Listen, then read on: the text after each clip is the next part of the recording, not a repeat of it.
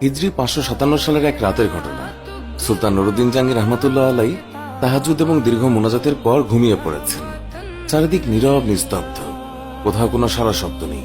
এমতাবস্থায় হঠাৎ তিনি স্বপ্নে দেখলেন স্বয়ং রাসূলুল্লাহ সাল্লাল্লাহু আলাইহি ওয়াসাল্লাম তার কামরায় উপস্থিত। তিনি কোনো ভূমিকা ছাড়াই দুইজন নীল চক্ষুবিশিষ্ট লোকের দিকে ইঙ্গিত করে বললেন, হে নুরুদ্দিন মাহমুদ, এরা আমাকে বিরক্ত করছে, এই দুইজন থেকে আমাকে মুক্ত করো।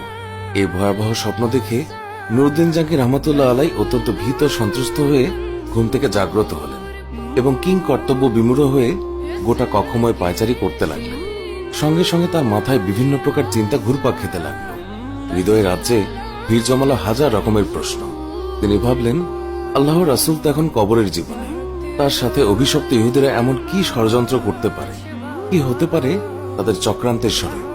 তারা কি রাসূলুল্লাহ সাল্লাল্লাহু আলাইহি ওয়াসাল্লামের কোনো ক্ষতি করতে চায় কি পরজীবনেও তার সাথে ষড়যন্ত্রে লিপ্ত হতে? আমাকে দুইজন ইহুদির চেহারা কেন দেখানো হলো? শয়তান তো আল্লাহর নবীর অবয়বে আসতে পারে না। তাহলে কি আমি সত্য স্বপ্ন দেখেছি? এইসব ভাবতে ভাবতে সুলতান অস্থির হয়ে পড়লেন।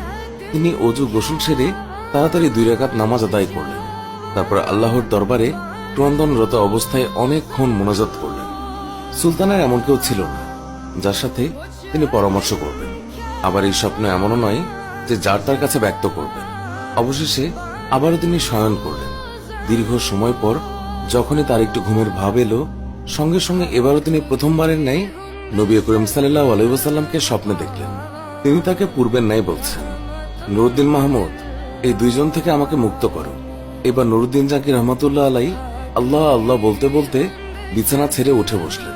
তারপর কোথায় যাবেন, কি করবেন কিছুই ঠিক করতে না পেরে দ্রুত অজু গোসল সেরে মুসল্লায় দাঁড়িয়ে অত্যধিক ভীত সন্ত্রস্ত অবস্থায় 2 রাকাত নামাজ আদায় করলেন এবং দীর্ঘ সময় অশ্রুসিক্ত নয়নে দোয়া করলেন। রাতের অনেকাংশ তখনও বাকি। সমগ্র পৃথিবী যেন কি এক বিপদের সম্মুখীন হয়ে নিঝুম হয়ে আছে। কি এক মহা বিপর্যয় যেন পৃথিবীর বুকে সংগঠিত হতে যাচ্ছে। কঠিন বিপদের ঘনঘটা যেন চতুর্দিকে ছড়িয়ে পড়ছে। তিনি মুখ তুলে আকাশ পানে তাকালেন। মনে হলো স্বপ্নে দেখা ওই দুইজন লোক যেন তাকে ধরার জন্য দ্রুত গতিতে ধেয়ে আসছে।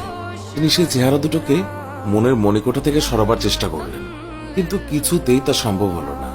শেষ পর্যন্ত নিরুপায় হয়ে নুরুদ্দিন জাহাঙ্গীর রহমতুল্লাহ আলাই চোখ বন্ধ করে আবারও তন্দ্রা বিভোর হয়ে তিনি শুয়ে পড়লেন। শোয়ার পর তৃতীয়বারের মতো তিনি একই ধরনের স্বপ্ন দেখলেন। রাসূলুল্লাহ সাল্লাল্লাহু আলাইহি ওয়াসাল্লামের বক্তব্য শেষ হওয়ার পর নুরুদ্দিন জাহাঙ্গীর রহমতুল্লাহ আলাই ক্রন্দনরত অবস্থায় বিছানা পরিত্যাগ করলেন। এবার তার দৃঢ় বিশ্বাস জন্মালো যে নিশ্চয়ই প্রিয় নবী সাল্লাল্লাহু আলাইহি ওয়াসাল্লাম তার রওজা মোবারক কোনো না কোনো মহাবিপদের সম্মুখীন হয়েছে। তিনি তড়িৎ গতিতে ওযু গোসল করে ফরজের নামাজ আদায় করলেন। নামাজ শেষে প্রধানমন্ত্রী জালালউদ্দিন মৌসুমীর নিকট গিয়ে গোপনীয়তা রক্ষার প্রতিশ্রুতি নিয়ে স্বপ্নের বিবরণ শোনালেন এবং এই মুহূর্তে কি করা যায় এই ব্যাপারে সুচিন্তিত পরামর্শ চাইলেন। জালালউদ্দিন মৌসুমী স্বপ্নের বৃত্তান্ত অবগত হয়ে বললেন, হুজুর, আপনি এখনো বসে আছেন? নিশ্চয়ই প্রিয় নবীর রওজা মোবারক কোনো কঠিন বিপদের সম্মুখীন হয়েছে, তাই এই বিপদ থেকে উদ্ধার করার জন্য বারবার তিনি আপনাকে স্মরণ করছেন। অতএব আমার পরামর্শ হলো, সময় নষ্ট না করে অতি সত্বর মদিনার পথে অগ্রসর হন। নুরুদ্দিন জাহাঙ্গীর রহমতুল্লাহ আলাই আর কাল বিলম্ব করলেন না। তিনি 16,000 দ্রুতগামী অশ্বারোহী সৈন্য এবং বিপুল ধন সম্পদ নিয়ে বাগদাদ থেকে মদিনা অভিমুখে রওনা হলেন। রাত দিন সফর করে 17তম দিনে মদিনা শরীফে পৌঁছালেন এবং সৈন্যবাহিনী সহ গোসল এবং অজু সেরে 2 রাকাত নফল নামাজ আনতে দীর্ঘ সময় ধরে মোনাজাত করলেন। তারপর সৈন্যবাহিনী দ্বারা মদিনা ঘেরাও করে ফেললেন এবং সঙ্গে সঙ্গে আদেশ জারি করে দিলেন যে বাইরের লোক মদিনায় আসতে পারবে, কিন্তু সাবধান, মদিনা থেকে কোনো লোক বাইরে যেতে পারবে না। নুরুদ্দিন জাহাঙ্গীর রহমতুল্লাহ আলাই জুম্মার খুতবা দান করলেন এবং ঘোষণা দিলেন, আমি মদিনাবাসীকে দাওয়াত দিয়ে একবেলা খানা খাওয়াতে চাই। আমার অভিলাষ সকলেই যেন এই দাওয়াতে অংশগ্রহণ করে। সুলতান মদিনাবাসীকে আপ্যায়নের জন্য বিশাল আয়োজন করলেন এবং প্রত্যেকের নিকট অনুরোধ করলেন মদিনার কোনো লোক যেন এই দাওয়াত থেকে বঞ্চিত না হয়। নির্ধারিত সময়ে খাওয়া দাওয়া শুরু হলো। প্রত্যেকেই তৃপ্তি সহকারে খানা খেল। যারা দূর দূরান্ত থেকে আসতে পারেনি তাদেরকেও শেষ পর্যন্ত ঘোড়া ও গাধার পিঠে চড়িয়ে আনা হলো। এভাবে প্রায় 15 দিন পর্যন্ত অগণিত লোক শাহী দাওয়াতে শরীক হওয়ার পর সুলতান জিজ্ঞাসা করলেন, আর কেউ অবশিষ্ট আছে কি? থাকলে তাদেরকেও ডেকে আনো। এই নির্দেশের পর সুলতান বিশ্বস্ত সূত্রে অবগত হলেন যে আর কোনো লোক দাওয়াতে আসতে বাকি নেই। এই কথা শুনে তিনি সীমাহীন অস্থির হয়ে পড়লেন। চিন্তার অথৈ সাগরে হারিয়ে গেলেন তিনি। ভাবলেন, যদি আর কোনো লোক দাওয়াতে শরিক হতে বাকি না থাকে, তাহলে সেই অভিশপ্ত লোক দুজন গেল কোথায়? আমি তো দাওয়াতে শরিক হওয়া প্রত্যেকটি লোককেই অত্যন্ত গভীরভাবে পর্যবেক্ষণ করেছি, কিন্তু কারো চেহারাই তো স্বপ্নে দেখা লোক দুটোর চেহারার সঙ্গে মিলল না। তাহলে কি আমার মিশন ব্যর্থ হবে? আমি কি ওই কুচক্রী লোক দুটোকে গ্রেফতার করে দৃষ্টান্তমূলক শাস্তি দিতে সক্ষম হব না? এইসব চিন্তায় বেশ কিছুক্ষণ তিনি ডুবে রইলেন। তারপর আবারও তিনি নতুন করে ঘোষণা করলেন, আমার দৃঢ় বিশ্বাস মদিনার সকল লোকদের দাওয়াত খাওয়া এখনো শেষ হয়নি। অতএব সবাইকে আবারও অনুরোধ করা যাচ্ছে, যারা এখনো আসেনি তাদেরকে যেন অনুসন্ধান করে দাওয়াতে শরিক করা হয়। এই কথা শ্রবণে মদিনাবাসী সকলেই এক বাক্যে বলে উঠল, হুজুর, মদিনার আশেপাশে এমন কোন লোক বাকি নেই যারা আপনার দাওয়াতে অংশগ্রহণ করেনি। তখন নুরুদ্দিন জাকির রহমতুল্লাহ আলাই বলিষ্ঠ কণ্ঠে বললেন, আমি যা বলেছি ঠিকই বলেছি, আপনারা ভালোভাবে অনুসন্ধান করুন। লক্ষাধিক জনতার মধ্যে থেকে একজন ব্যক্তি হঠাৎ করে বলে উঠল, হুজুর, আমার জানা মতে দুইজন লোক সম্ভবত এখনো বাকি আছে। তারা আল্লাহ তাআলার বুজুর্গ মানুষ, জীবনে কখনো কারো কাছ থেকে হাদিয়া কিংবা তোফা গ্রহণ করেন না, এমনকি কারো দাওয়াতেও শরিক হন না। তারা নিজেরাই লোকদেরকে অনেক দান খয়রাত করে থাকেন, নীরবতাই অধিক পছন্দ করেন, লোক সমাজে উপস্থিত হওয়া মোটেও ভালোবাসেন না।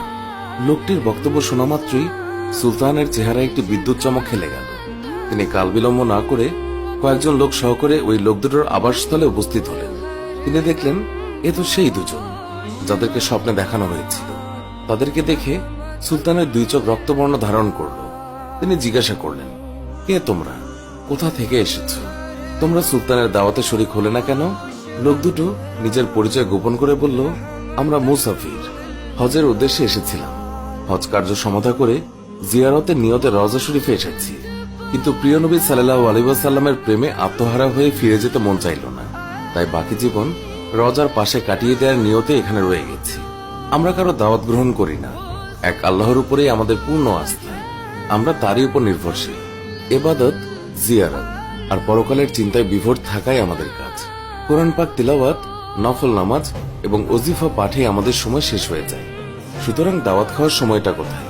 উপস্থিত জনগণ তাদের পক্ষ হয়ে বলল যে, হুজুর, এরা দীর্ঘদিন যাবৎ এখানে অবস্থান করছে, এদের মতো ভালো লোক আর হয় না।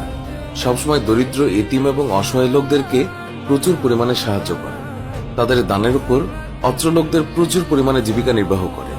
নুরুদ্দিন জাকির রহমতুল্লাহ আলাই লোকদের কথা শুনে লোক দুটোর প্রতি পুনরায় গভীর দৃষ্টিতে তাকালেন। অত্যন্ত সূক্ষ্মভাবে তাদের পা থেকে মাথা পর্যন্ত তিনি পর্যবেক্ষণ করলেন। এতে আবারও তিনি নিশ্চিত হলেন, এরা তারাই যাদেরকে তিনি স্বপ্নে দেখেছেন। এবার সুলতান জলদ গম্ভীর স্বরে তাদেরকে বললেন, সত্য কথা বলো,